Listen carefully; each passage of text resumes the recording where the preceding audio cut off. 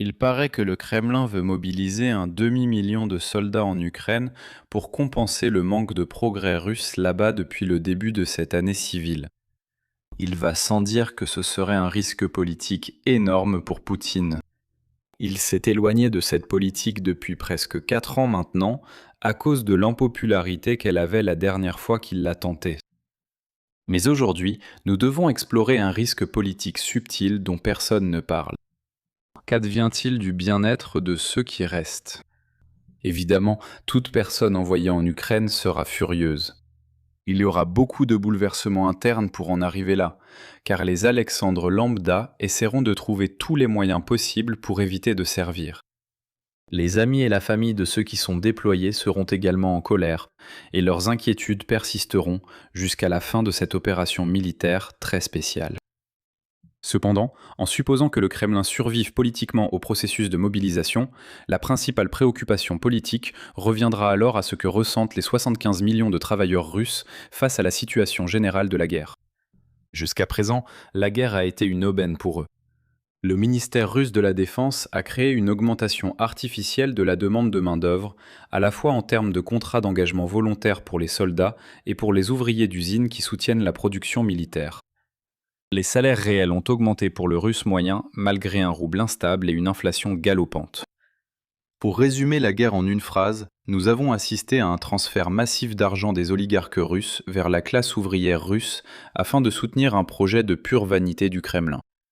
Par conséquent, si la mobilisation continue d'aider la classe ouvrière russe, alors le Kremlin y trouvera un aspect positif.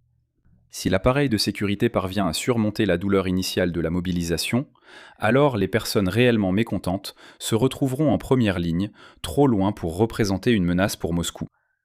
Sinon, la mobilisation est un double coup dur. Même si vous forcez un demi-million d'hommes à aller en Ukraine, il faudra encore gérer une main-d'œuvre qui vous en veut. Laissons de côté ceux envoyés en Ukraine, évidemment les plus touchés par cette politique. Ignorons aussi ceux qui échappent à la conscription en quittant le pays pour aller en Turquie ou ailleurs. Bien qu'ils aient réussi à éviter la boucherie, leur situation est également pire que sous le statu quo. Sinon, ils auraient déjà quitté la Russie. Nous nous intéresserons uniquement à ceux qui sont restés et continuent à pointer au travail. Et restez avec moi un moment, car nos premières impressions seront trompeuses, au point qu'un petit jeu amusant pour vous sera de repérer l'hypothèse cachée qui soutient toute la théorie. En réalité, cette histoire n'obtient toujours pas l'attention à la hauteur de l'impact qu'elle aura sur l'avenir de la guerre. Là où nous avions laissé cette conversation, cela n'intéressait vraiment que des médias spécialisés. Depuis, la couverture s'est un peu élargie, mais nous n'avons pas vu cette information se répandre dans les médias grand public, ce qui permettrait alors aux implications d'être examinées correctement par le public. Je suis au courant de ce manque grâce au sponsor récurrent de la vidéo d'aujourd'hui, Ground News.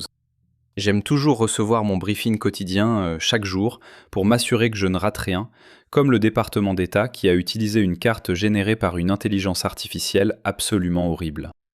Aïe, il y a encore plus d'attention portée à ça qu'à l'histoire de la mobilisation. Et puis encore, moi personnellement, j'ai toujours eu hâte de visiter la Côte d'Ivoire enclavée. Pendant ce temps, en visitant grand.news/lines on maps ou en scannant le code QR sur votre écran, vous pouvez bénéficier d'une réduction fantastique de 40% sur un abonnement Vantage, qui vous donne accès à tout ce que vous avez vu ici et bien plus encore. Alors merci encore à Grand News d'avoir sponsorisé la vidéo d'aujourd'hui. D'accord, passons à la question financière. Notre hypothèse de départ, j'insiste bien sur le mot départ, pour un travailleur russe est qu'il sera mieux loti à la suite de la mobilisation. C'est dû à la loi de l'offre et de la demande.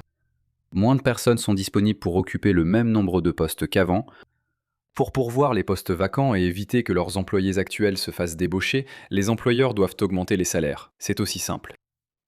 Vous connaissez peut-être déjà cette histoire de la Seconde Guerre mondiale, quand un groupe d'Américains a traversé le Pacifique et l'Atlantique, et soudainement les salaires ont augmenté pour ceux qui étaient restés. Ou remonté jusqu'à la peste noire, quand davantage de gens mouraient et que les travailleurs ont profité de la pénurie de main-d'œuvre pour obtenir des hausses de salaire. Quant à l'ampleur de ces augmentations de salaire, nous devons passer à ce que l'on pourrait qualifier de spéculation éclairée. Nous pouvons commencer par réfléchir un peu plus à ce qui change exactement ici. Cela ne concerne pas seulement les 500 000 hommes envoyés en Ukraine, nous devons aussi considérer une part croissante de la main-d'œuvre quittant le pays pour éviter le service. La dernière fois que cela s'est produit, lorsque la Russie n'a mobilisé que 300 000 hommes, environ 300 000 à 700 000 autres ont quitté le pays. Pour la situation actuelle, disons 500 000. Cela reprend le nombre de mobilisés comme borne basse de l'estimation, ce qui compense le fait que beaucoup de ceux qui prévoiraient de partir aujourd'hui sont déjà partis en 2022. Sans même parler du fait que ces soldats mobilisés doivent être habillés, équipés et armés. On pourrait s'attendre à ce que la production militaire augmente jusqu'à environ la moitié du nombre mobilisé pour couvrir ses besoins, mais nous reviendrons sur la faisabilité de cela dans un instant. En résumé, le déficit atteint 1 250 000 sur un marché du travail d'environ 75 millions. Maintenant, dans des circonstances normales, un déplacement de 1% de la demande de travail par rapport à l'offre entraîne une augmentation des salaires d'environ 0,3 à 0,4%. Un écart de 1 250 000 par rapport à une population active totale de 75 millions représente un déplacement de 1,67%. Donc cela entraîne des gains salariaux totaux allant de 0,5% à 0,67%. Cependant, une grande partie de ces gains seraient éphémères, car à long terme, les employeurs réduisent leur stock d'équipements pour s'adapter au nouveau statu quo, et l'économie dans son ensemble se contracte. Cela dit, la Russie n'est pas un endroit normal en ce moment. Nous parlons d'un changement de 1,67% alors que le chômage est juste au-dessus de 2%. La croissance des salaires s'accélère fortement à l'approche du plein emploi. Il ne serait pas insensé de penser que les salaires augmenteront 4 fois plus vite que d'habitude, ce qui correspond à une hausse de 2% à 2,67%. Il ne serait pas surprenant d'apprendre dans 6 mois que c'était encore plus. Que devons-nous en penser concrètement ? En prenant l'estimation la plus basse, un gain de 2% est le genre de choses que les travailleurs remarqueront, même si cela ne fera pas d'eux des fidèles du Kremlin. Une chose à garder à l'esprit ici, c'est que la main-d'œuvre russe est concentrée dans le bas de l'échelle des revenus. Quelqu'un qui gagne 50 000 $ aux États-Unis ne remarquera peut-être pas vraiment 1 000 $ de revenus supplémentaires. Oui, il serait agréable de rembourser une partie de ses dettes ou d'alimenter un compte d'épargne retraite. Ce n'est pas le genre de différence qui va tout changer. Mais si vous êtes russe et que vous gagnez 5 000 roubles par an, même ces 100 roubles supplémentaires pourraient faire la différence entre le fait que toute votre famille mange ou que quelqu'un ait faim. Ainsi, je dirais que ceux qui restent au pays sont satisfaits de cette partie de la situation, compte tenu de la fourchette basse de l'estimation. Les choses deviennent plus intéressantes si nous sous-estimons largement cet effet. Les salaires réels ont augmenté d'environ 5% par an depuis le début de la guerre. Cependant, il est difficile de déterminer quelle part de cet effet est due à la réduction de l'offre de main-d'œuvre, au choc de demande désormais intégré de l'économie de guerre et aux effets persistants de la fin de la pandémie. Si le changement réel pour 2026 est 2 fois supérieur, soit 10%, alors vous commencerez à avoir des gens très satisfaits chez vous. Si vous travaillez au Kremlin, tout ce que vous avez entendu jusqu'ici pourrait vous enthousiasmer. Vous pouvez payer un prix et ensuite avoir le beurre et l'argent du beurre. Si vous survivez à la turbulence politique de la mobilisation initiale, vous obtenez le pouvoir de coercition sur le champ de bataille contre l'Ukraine. En plus, vous avez au pays 2 travailleurs très satisfaits. Mais il est temps de gâcher la fête. Vous vous souvenez que j'avais mentionné une hypothèse cachée derrière tout ce que j'ai dit. Avez-vous remarqué ? 3 facteurs ont permis jusqu'ici aux travailleurs russes d'obtenir des hausses de salaire. La réduction de la main-d'œuvre due à toutes les personnes déployées en Ukraine. Ensuite, la hausse de la demande de main-d'œuvre liée à la guerre dans le pays. Troisièmement, les contrats du ministère de la Défense nécessaires pour soutenir la première partie. Mais pensez à ce qui arrivera si le Kremlin décide de mobiliser. Le but de forcer 500 000 soldats à aller en Ukraine, c'est que le Kremlin n'ait pas à leur payer des salaires de marché. Dans ce cas, ce à quoi on peut s'attendre, c'est que le Kremlin réduira les offres de contrats dès que les ordres de mobilisation seront signés. Ou peut-être qu'ils baisseront à un montant si faible qu'il ne comptera plus dans cette équation.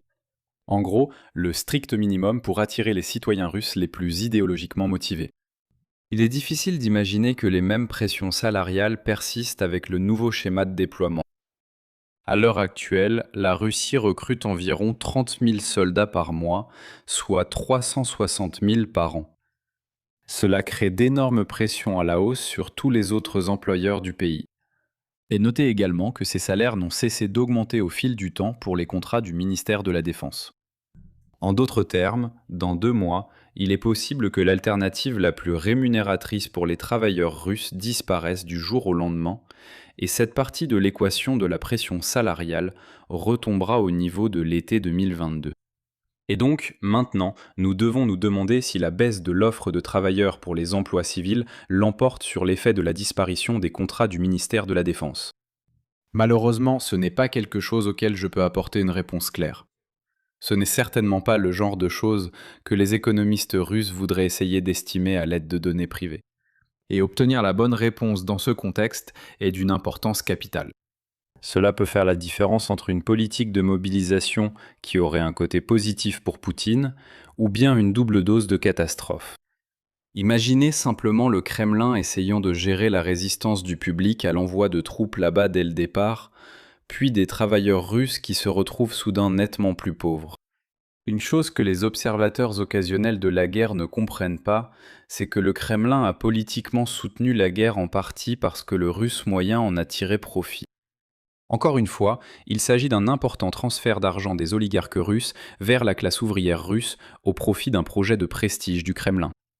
Ce serait un geste politique audacieux de leur enlever cela du jour au lendemain, alors même que l'Ukraine cause de sérieux maux de tête à la Russie, avec son approvisionnement en essence et son industrie du commerce en ligne. Un autre élément est que l'équipement nécessaire aux soldats mobilisés soutiendra en partie les salaires.